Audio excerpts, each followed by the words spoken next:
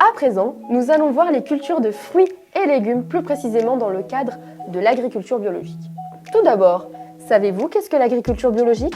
L'agriculture biologique est un mode de production excluant l'emploi des substances de synthèse telles que les pesticides, les médicaments ou les engrais de synthèse et d'organismes génétiques modifiés.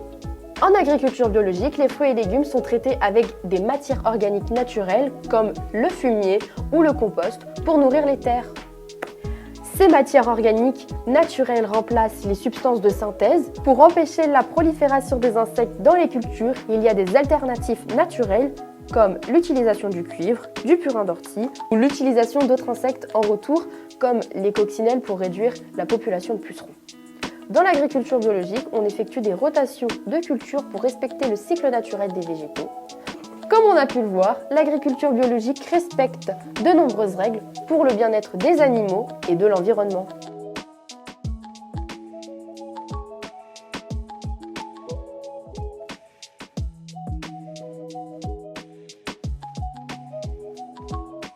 Alors aujourd'hui, il y a Jérôme qui est avec moi en Gérance et on a 6 salariés derrière nous. Et ensuite, nous prenons des saisonniers de mai à novembre, au nombre de 3. Alors ici, on a à peu près 20 hectares de surface agricole utile, sachant que l'exploitation elle fait 27 hectares. On a à peu près entre 5 et 6 hectares de surface boisée en fait. Sur les 20 hectares, on a à peu près presque 16 hectares de surface maraîchère. Et ensuite, le reste est en culture céréalière. Parce qu'on produit une partie qui est aussi en pause pâturage. Parce qu'on produit une quantité de céréales pour être en autonomie sur l'exploitation, produire de la farine. Et ici, sur l'exploitation, on produit du pain. J'ai repris l'exploitation, l'activité de Pierre-Yves, qui était l'associé précédent, qui est parti en retraite, qui fait du pain et j'ai repris cette activité. Donc voilà à peu près les cours sur la surface. Alors l'exploitation, elle est, en fait, Jérôme et moi reprenons une exploitation qui était une vieille exploitation, qui est créée par Pierre-Yves You en 1986. Donc il a récupéré des terres qui étaient vierges quasiment. C'était presque les plus mauvaises terres, donc disaient les gens du temps. Et du coup, on a été convertis très vite en agriculture. Donc on peut dire qu'il y a quasiment presque plus de 30 ans de vie sur ces terres-là, parce qu'elles n'ont jamais connu un pesticide depuis 30 ans. Nous, globalement, pour l'exploitation, on n'a pas de risque majeur, si ce n'est les cultures de choux qui peuvent être encore en place, et si on a les gelées précoces, deux options. La première, soit on essaie de les protéger avec ce qu'on appelle du voile d'hivernage, on va dire, ce qu'on appelle donc on peut couvrir. Mais généralement ça ne donne pas forcément des toujours très bons résultats parce que ça génère une forme de pourriture en dessous le voile sur les choux. Soit on les ramasse s'ils sont nature. Donc c'est arrivé des fois qu'on ramassait en urgence des produits parce que voilà, avant que le gel n'arrive. Je parle pour la pleine terre. Après sur la partie choux, les autres choux, les choux-fleurs, là par contre là, c'est selon le stade auquel est le chou-fleur. S'il est très avancé, là on va subir on pourra rien y faire. Du coup là on est un peu subi ce souci-là.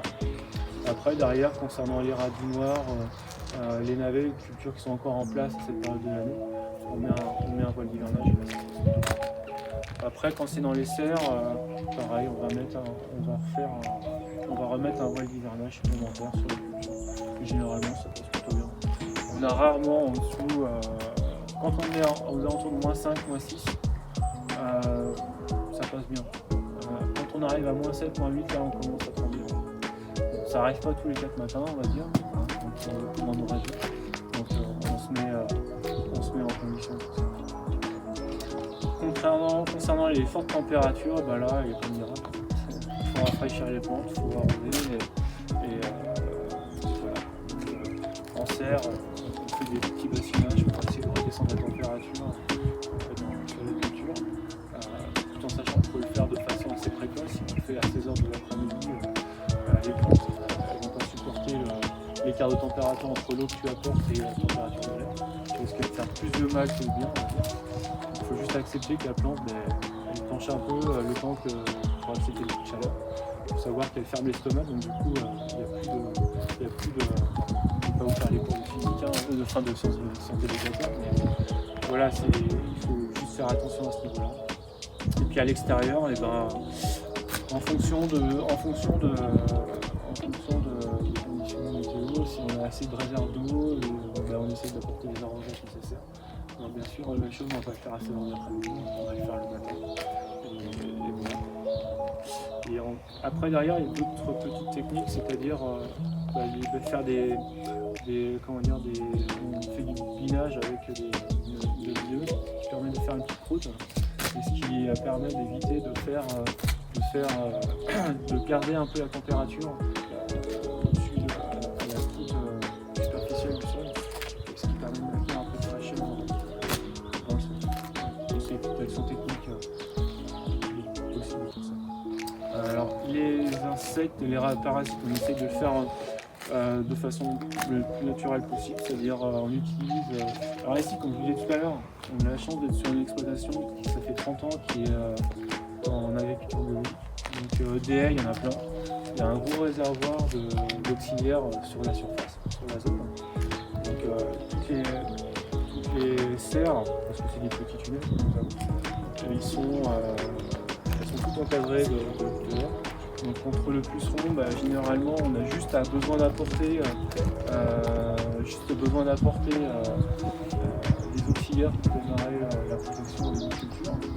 Parce qu'elle fait quasiment une grosse partie de l'offre en termes de sur l'exploitation. Sauf les carottes et les poireaux. Parce que il faut être équipé et puis ça nécessite beaucoup de temps. Et il y a des grosses entreprises qui font ça très bien. Plutôt se focaliser sur le reste de l'exploitation. Donc sur l'exploitation, on va produire toutes les formes de choux. On va avoir chou-fleur, chou brocoli, chou rouge, chou vert, chou lisse, chou frisé, chou cal, chou chinois.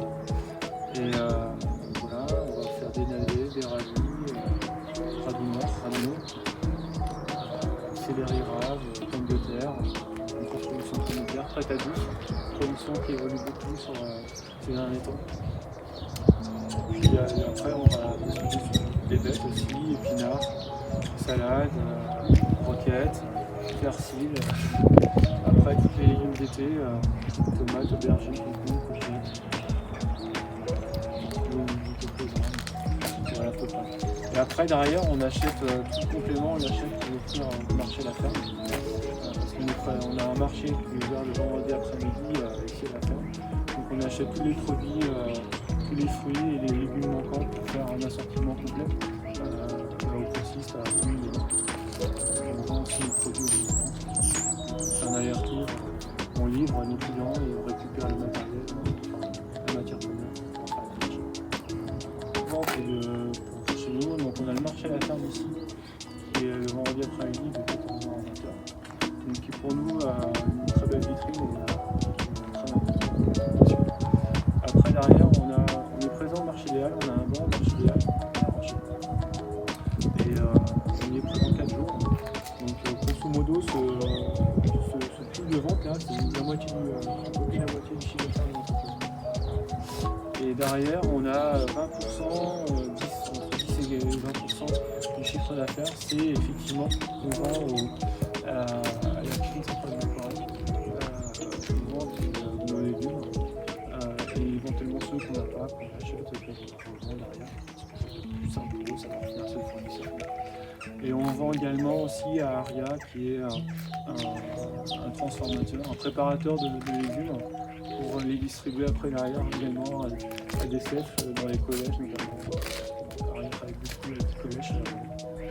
Donc voilà, c'est ce petit pourcentage. Et le reste du pourcentage c'est vendu en direct sur les GoCop autour de la Roche ou sur salle de Dolonne.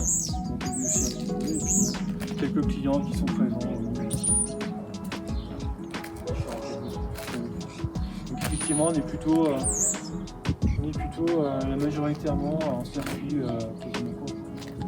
Soit vente à la ferme, soit le GoCop à côté, donc en direct, on passe pas par la centrale, donc en direct, ou au Poiret à 3 km de chez nous. La France est le premier producteur de blé, orge et maïs en Europe. Néanmoins, la culture de céréales nécessite beaucoup d'eau et est assez fragile à cause d'attaques des ravageurs. Dans cette partie, nous allons voir comment les céréales sont cultivées et les risques qu'il peut y avoir. Les céréales sont très utilisées de nos jours, que ce soit pour le pain ou les gâteaux. Néanmoins, que se cache-t-il derrière cette production ? Nous allons tout d'abord regarder comment une céréale est produite, puis nous prendrons l'exemple sur le blé. Tout d'abord, il faut savoir qu'il existe 6 phases de culture pour le blé. Il y a tout d'abord la germination, ensuite il y a le taillage, la montaison, puis il y a l'épiaison, puis il y a la maturation. Nous allons maintenant voir la consommation d'eau et les céréales. Pour produire 1 kg de blé, il faut 590 litres d'eau, 238 litres d'eau pour 1 kg de maïs en silage, 900 litres d'eau pour 1 kg de soja et pour finir, 5000 litres d'eau pour 1 kg de riz inondé. Toute cette consommation d'eau excessive est bien en désaccord avec le contexte actuel climatique, puisque l'eau va devenir une ressource rare et précieuse, or les céréales en ont beaucoup besoin. À l'avenir, il faudra donc penser à trouver des autres alternatives comme par exemple faire des hybrides comme le triticale qui est un mélange de chou-fleur et de blé. L'invention de l'agriculture moderne a conquis tous les types d'agriculture. De ce fait, elle a même conquis les céréales. Quand je parle de l'agriculture moderne, je parle bien évidemment de l'agriculture intensive. L'agriculture intensive est très connue pour utiliser beaucoup de pesticides ou de fongicides. Néanmoins, il y a également l'agriculture biologique en ce qui concerne les céréales. Nous allons tout d'abord voir l'agriculture intensive. Cette type d'agriculture bien connue utilise beaucoup de pesticides ou de produits nocifs comme le cadmium par exemple qui pollue beaucoup les terres. Il y a également le glyphosate qui lui a été réautorisé en 2017 suite à la demande des agriculteurs alors qu'il avait été interdit. Le glyphosate est un produit très nocif pour la santé, en effet, il est cancérigène. En ce qui concerne l'agriculture biologique, les pesticides et les fongicides sont interdits ou alors modérés en cas de très fort besoin. Néanmoins, l'Agence canadienne d'inspection a mené une étude. Il a été révélé que dans 24% des échantillons biologiques, il y avait des traces de glyphosate suite à une contamination croisée. Par exemple, si un agriculteur biologique achète une terre à côté d'un agriculteur intensif, le glyphosate que l'agriculteur intensif mettra se propagera dans les cultures biologiques. De ce fait, une agriculture biologique ne peut pas être 100% sans pesticides. Nous avons pu voir qu'il existait 2 types d'agriculture en ce qui concerne les céréales. Afin de mieux manger, il faut bien choisir son agriculture et se tourner plus vers l'agriculture biologique et surtout locale. Il vous a sûrement été donné de voir des logos comme AOP ou AB sur vos emballages. Pour les consommateurs, les logos ils servent souvent à leur donner des informations sur leur composition, sur leur origine. Ils offrent en théorie plus de transparence. Mais avec leur multiplication dans les supermarchés, il est aujourd'hui un peu difficile pour nous de s'y retrouver. C'est pour ça qu'aujourd'hui on va voir ensemble en quoi consiste vraiment un label. Déjà, on parle de label alimentaire lorsque des logos officiels permettent de reconnaître des produits alimentaires. Selon mangerbouger.fr, il s'agit de signes officiels qui garantissent la qualité et l'origine des produits concernés. On peut aussi ajouter que les labels européens et nationaux ils sont réglementés et leur bonne utilisation elle est garantie par l'État. On peut trouver 2 types de catégories, les nationaux et les européens. Déjà dans les européens, on va retrouver AOP, appellation d'origine protégée. Alors lui, il désigne un produit dont toutes les étapes de fabrication, c'est-à-dire production, transformation et élaboration, sont réalisées dans une même zone géographique. Aujourd'hui, elle protège à peu près 470 produits français dans tous les pays de l'Union européenne. On va ensuite avoir l'indication géographique protégée, IGP. Alors lui, il désigne un produit dont au moins une étape de la fabrication est réalisée dans une zone géographique définie. Ensuite, on a la spécialité traditionnelle garantie, autrement dit STG. Alors là, ça désigne un produit qui résulte d'une recette ou d'un mode de production traditionnel. Certains ils vont reconnaître le logo Eurofeuille. Alors lui, c'est un logo européen qui est assez connu parce qu'il caractérise tous les produits issus de l'agriculture biologique. Alors c'est un logo qui est obligatoire pour les produits bio.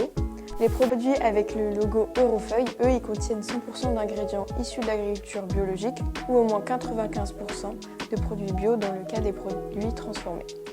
Ensuite, on va avoir la catégorie des labels nationaux. Alors, dans cette catégorie, on va avoir celui qui est assez connu, le label AB. Alors lui, c'est un label qui est français, qui caractérise aussi des produits respectant le cahier des charges de l'agriculture biologique. Lui, il a été créé par le ministère de l'Agriculture et de l'Alimentation française. Le logo français AB, il n'est pas obligatoire et peut être utilisé en complément du logo Eurofeuille. C'est pour ça qu'on retrouve souvent dans les supermarchés le logo Eurofeuille et le logo AB. Après ça, on va avoir le AOC, donc appellation d'origine contrôlée. C'est à peu près l'équivalent français de l'AOP. Alors lui, c'est pareil, il concerne des produits qui conservent un lien fort avec une zone géographique, mais aussi qui respectent un savoir-faire particulier. L'AOC, il permet la protection du nom du produit sur les territoires français en attendant son enregistrement et sa protection au niveau européen. Le logo AOC, il n'est plus obligé de figurer sur les produits quand ils ont été enregistrés comme AOP, parce que même si c'est un équivalent européen, c'est pas comme le AB et le Eurofeuille. C'est vrai qu'avoir un seul logo, c'est suffisant. Vous retrouvez d'autres logos comme le label rouge. Comme dit précédemment, les logos ils vous permettent normalement de pouvoir avoir des produits de qualité qui respectent des cahiers des charges. Donc il ne faut pas hésiter à aller vous renseigner sur Internet pour voir vraiment quels sont les critères pour obtenir ces logos.